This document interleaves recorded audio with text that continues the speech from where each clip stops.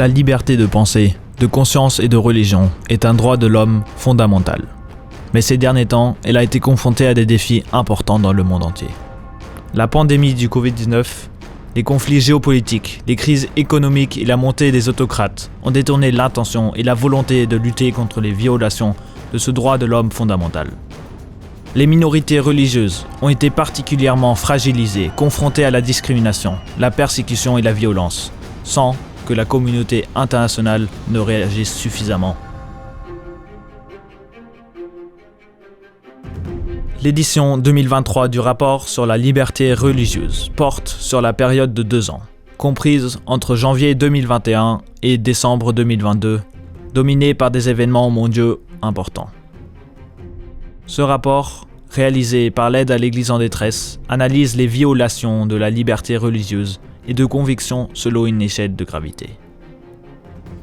La recherche révèle que dans 61 pays où vivent 4,9 milliards de personnes, la discrimination et la persécution des minorités religieuses sont manifestes.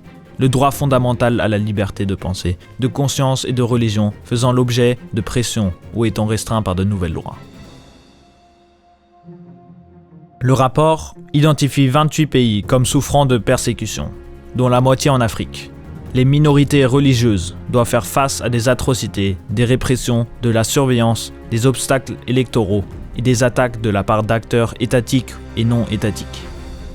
Il est choquant de constater que des citoyens sont persécutés ou même assassinés par leur propre gouvernement, souvent sans que la communauté internationale ne réagisse.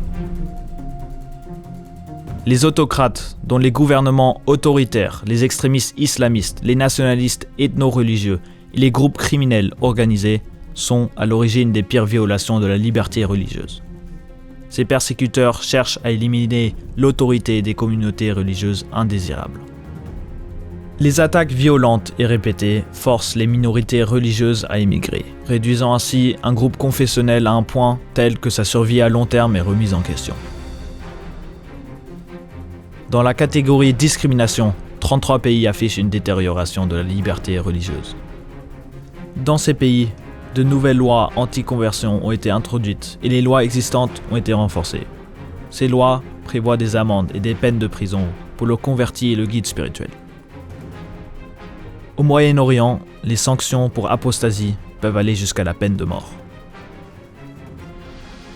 Dans le système éducatif, des rapports en Asie révèlent que de plus en plus de manuels ont été révisés en faveur de la religion majoritaire, éliminant la contribution historique des minorités religieuses.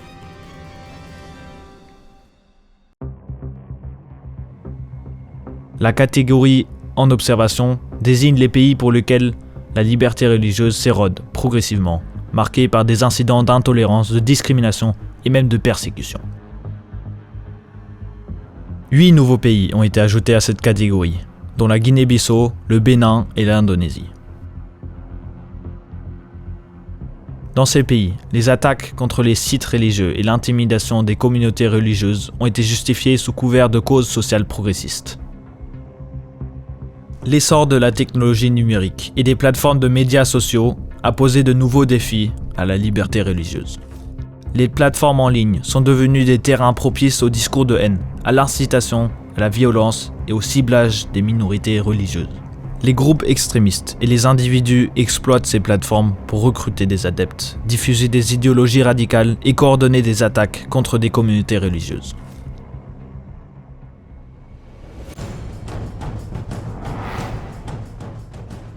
Le droit fondamental à la liberté religieuse est plus que jamais menacé. La capacité d'exercer ce droit, de témoigner en parole et en acte de la liberté de pensée, de conscience et de religion est la marque de toute société véritablement libre et juste. Au contraire, le processus de réduction au silence ou de marginalisation de ceux qui témoignent de leur conscience et de leurs croyances religieuses est l'antécédent de persécutions plus graves. Ne fermez pas les yeux sur la persécution religieuse.